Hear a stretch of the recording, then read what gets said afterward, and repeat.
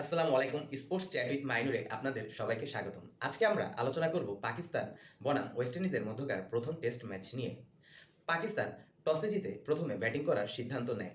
এই স্পিন সহায়ক পিচে পাকিস্তানের প্রথম ইনিংসে ২৩০ রানের ১০ উইকেট হারিয়ে ফেলে। পাকিস্তানের টপ অর্ডার ব্যাটসম্যানরা ছিল একেবারেই ব্যর্থ। তারা ৪৬ রান তুলতে তাদের ৪ উইকেট হারিয়ে ফেলে।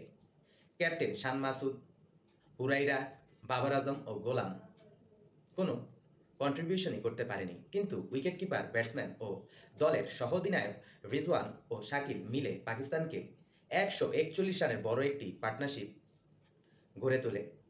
তার ফলে পাকিস্তান এই ম্যাচে কোনোমতে টিকে যায়। কিন্তু এই দুইজন যখন আউট হয়ে যায় তখন পাকিস্তানের ইনিংস শেষ হয়ে যায় মাত্র ৪৩ রানের ৫ উইকেটে।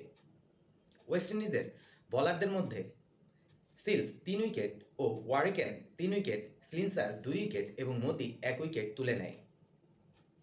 মুলতানের এই পিচটি স্পিন সহায়ক হিসেবে বানানো হয়েছে।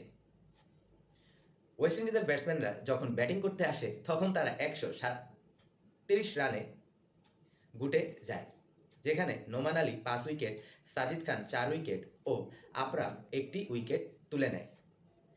পাকিস্তান ১০ উইকেটই শিকার করে তাদের স্পিন বোলাররা।